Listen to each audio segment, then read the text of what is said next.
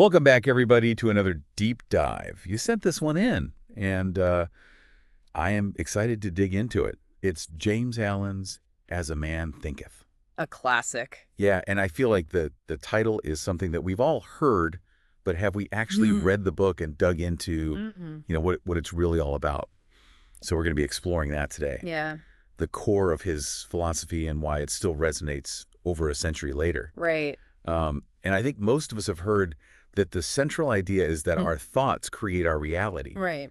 but it goes deeper than just positive thinking. Yeah, and what's so interesting about this book is that he doesn't just present this as a feel-good concept. Hmm. He really digs into the how, Right. and he uses this analogy of the mind as a garden. Oh, yeah. He says that we choose which thoughts to cultivate, Mm. just like a gardener chooses which seeds to plant. Exactly. But then how does that translate to real life success or failure? Right. It's not like we can just think ourselves a promotion or a new house. That's where this idea of actions being the blossom of thought comes in. Okay. It's kind of like a two-way street. Yeah. Because if we're constantly thinking negative thoughts, we might hesitate to take risks Mm-hmm. or put in the effort needed to achieve our goals. Right. So in that way, our thoughts become self-fulfilling prophecies because they're influencing our actions. So it's not about ignoring these external challenges, Right. but understanding the role that our mindset plays in navigating them.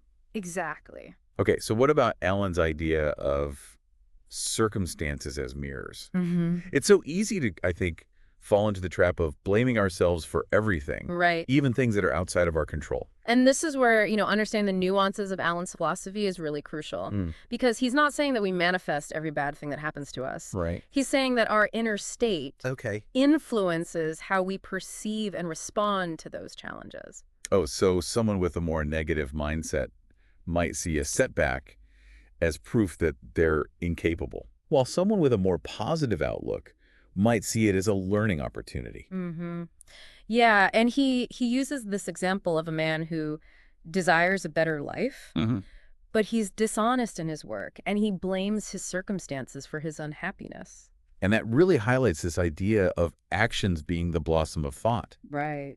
because his desire for this better life is contradicted by his actions, Right. and it creates a barrier to the very prosperity that he's seeking. Yeah, it's like he's expecting to harvest roses when he's planted a garden full of weeds. Exactly. Yeah. Yeah, and this leads to another key point that Allen makes, and that's the power of purpose. Mm-hmm. He argues that without a clear purpose, we become like ships without rudders, Right. just tossed about by the whims of life, Makes sense. right? If we don't have a clear direction, how can we expect our thoughts and actions to align towards a desired outcome? Mm-hmm. Does it have to be some big, grand, world-changing purpose? Not at all. The power lies in having a guiding star for our thoughts, even if it's something seemingly small. It could be improving a skill or deepening a relationship or contributing to your community. Okay, so what I'm hearing is that it's about having this focus point Mm. so that all of our, thoughts and actions Right. are kind of funneling towards that same point. Exactly. What I find really intriguing is how this connects to his idea of moving from weakness to strength. Right. He suggests that we can actually strengthen our thoughts through practice, Yeah. just like we exercise our muscles. Yeah, and this is where self-awareness becomes really critical. Mhm. Because instead of dwelling on, I'm terrible at this, we can ask, what steps can I take to improve? Oh, okay. So it's about consciously replacing those self-defeating thoughts with ones that are empowering. Okay. So imagine if you consistently applied this principle to an area where you currently feel weak or indecisive. Mm-hmm. How might that transform your approach and ultimately your results? It's powerful. Yeah. And then he goes on to talk about visions and ideals. And he paints this picture of dreamers as the saviors of the world, suggesting that they shape reality with their aspirations. So is he saying that just by thinking about something? Well, he even shares a story of a young man Mm-hmm. who, despite being trapped in poverty, clings to his vision of a better life and through persistent effort transforms his reality. So it's not just about thinking about it. Right. It's about the action. Exactly. Good. It's about aligning thought with action. Okay. So it's about having a clear vision Mm-hmm. and then taking those concrete steps to make it a reality. Mm-hmm. Now, this reminds me of his concept of serenity, Right. which he calls the jewel of wisdom. Mm-hmm. Is it possible to achieve that kind of calmness Oh, yeah. in the midst of all this effort and action? Serenity for Alan isn't about passivity. Okay. It's a state of calmness that comes from understanding the laws of thought and mastering our mind. Okay. And he even suggests techniques like focusing on the breath or practicing calming affirmations. So serenity is not the absence of challenges, but rather the inner strength to navigate them without being swept away by emotional turmoil. Precisely. That's it. That's amazing. It's that foundation from which we can consciously direct our thoughts and actions, Of course. creating the life that we desire. I love that. Yeah, it's like having that inner sanctuary of peace Mm-hmm. that allows us to weather the storms of life without losing our sense of direction. This makes me think about like the idea of mastering our thoughts. Right. You know, it's a concept that can feel overwhelming, especially in today's world where we're constantly bombarded with information and distractions. Right. Where do we even begin? Well, Alan doesn't advocate for some kind of superhuman thought control. Right. It's more about recognizing that we have the power to choose which thoughts we cultivate, just like we choose the foods we eat.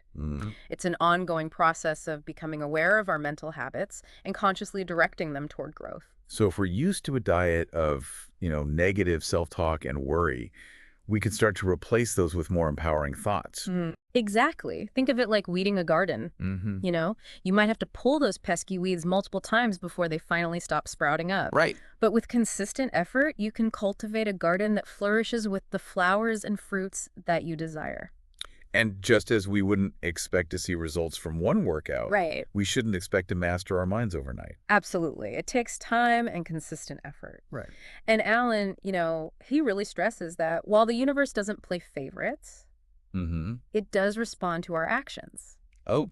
He argues that it supports those who are honest, magnanimous, and virtuous. So it's not about manipulating the universe with positive vibes, Right. but rather aligning our actions with our higher aspirations. Precisely. It's about recognizing that our inner world shapes our outer world, not in some kind of magical sense, but through the choices that we make and the actions we take.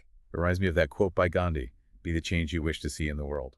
We can't expect a world filled with kindness if we aren't actively choosing to be kind in our own lives. That's a perfect example. Yeah. Alan is calling us to embody the qualities we desire in the world, starting with our own thoughts and actions. Okay. It's about recognizing that we have the power to create a ripple effect that extends beyond ourselves. Now, this brings up the question of free will versus determinism. Right. If our thoughts create our reality, does that mean that we're solely responsible for everything that happens to us? Well, and this is where Alan's philosophy can be easily misinterpreted, because he acknowledges the reality of external forces, but he emphasizes the power that we have in choosing our responses. So it's not about denying the existence of challenges, but rather recognizing our ability to choose how we react to them. Exactly.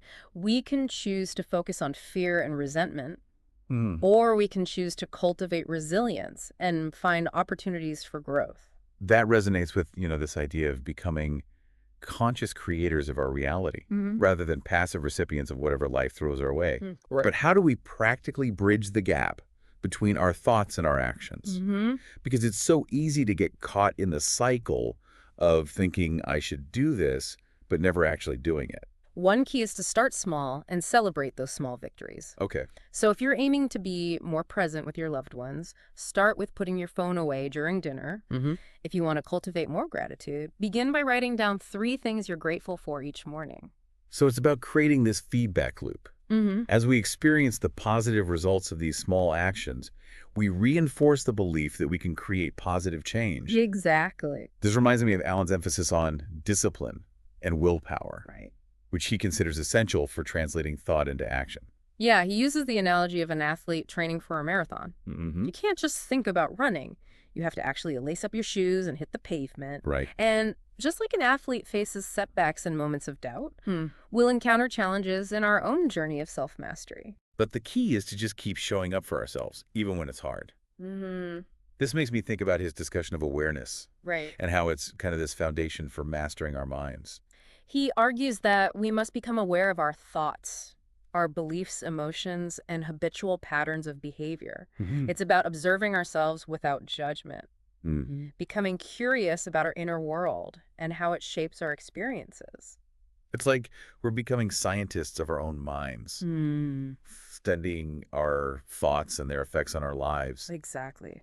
But how do we cultivate this awareness practically? Well, there are many practices that can help, like mindfulness, meditation, journaling, and simply taking time for quiet reflection. So it sounds like cultivating awareness is about creating space between our thoughts and ourselves so that we can observe them without getting swept away by them. Yeah, that's a great way to put it.